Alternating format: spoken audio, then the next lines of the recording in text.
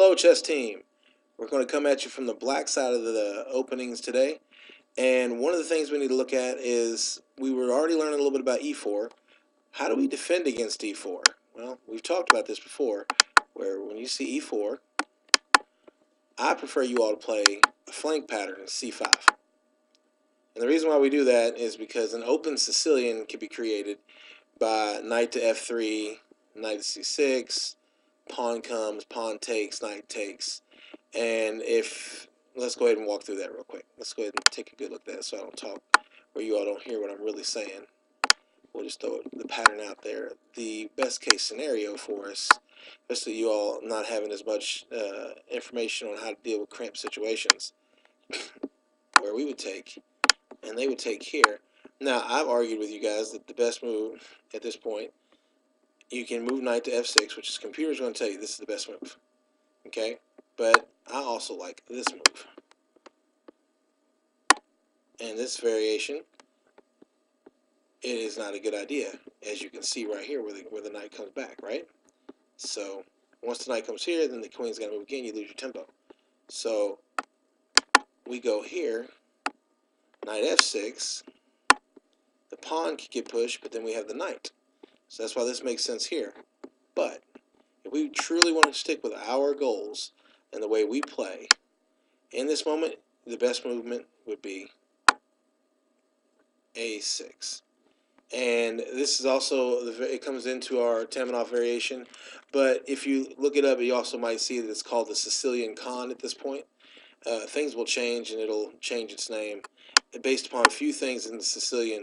Very minor adjustments all of a sudden change the name of the Sicilian from this to that. So if you see the paulson, or if you see the Sicilian Kan, or if you see where it says the Taimanov, there's going to be very subtle things that are different about those openings that will be the difference maker. So at this point, we can push e6 if we want to establish the bishop. But like I said before, we've already got the pawn here, which would be like either the paulson or the Sicilian Kan. I would love to see the queen come here before we even get our knight out. Reason why is because as soon as you get the knight out, they love to come down and pin. And if you come down and pin, now all of a sudden you're preparing the bishop, which you don't really want to have here in the first place. And it takes away from your ability to really flex on your opening the way you want to. Because our best case scenario out of our triangle systems coming out of this is if we see them take here.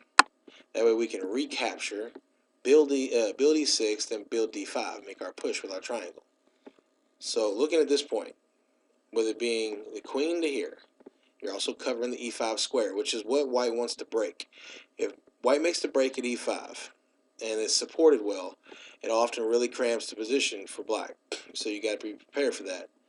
One of the preparations we have in the Taimanov is the queen that's here. Also, she can flex out to the B file if this bishop is traded off or abandoned and target this weak square, or a long target to this side. And one moment. Pause. Gotcha. All right, now I'm back. I do.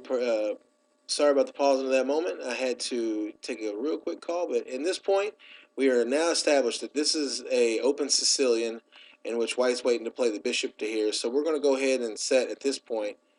Once the queen has come here, it's white to move. Bishop comes down. We can go ahead and play out this move, which will then block this. It'll also create a situation where we can thrust this pawn, pushing the bishop back. Because one of the things you want to do with the Sicilian is create space. And because white has all the tempo, you don't want them putting the tempo on your knight.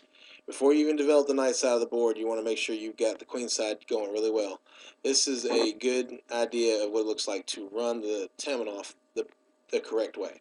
So white has no need to do anything other than castle, in which we're going to push him backwards.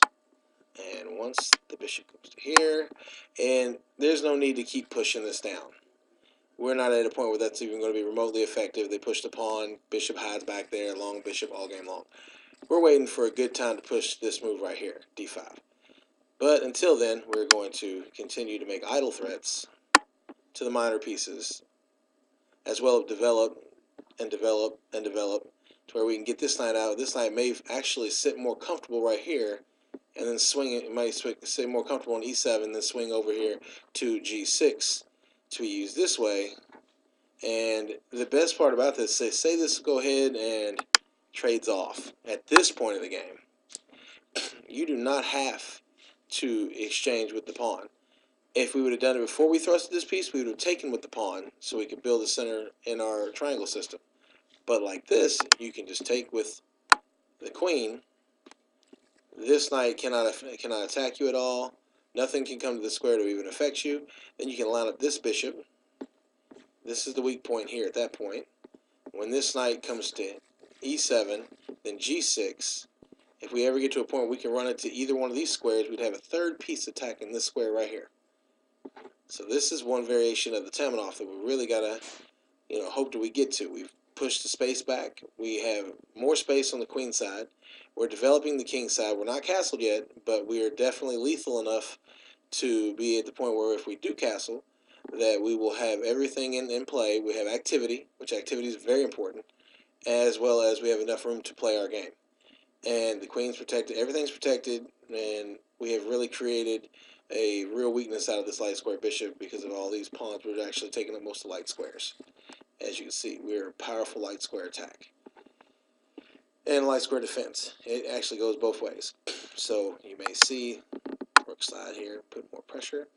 And which, like I just told you, we might slide over here. And if you all of a sudden see that they're really waiting to get rid of this bishop and wants to push, you actually are at this point capable of doing this and it doesn't hurt your game at all.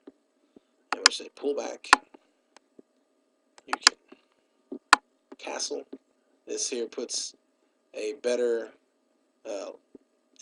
defender here on your f6 square. The only thing you need to watch out for is this could become a point of weakness.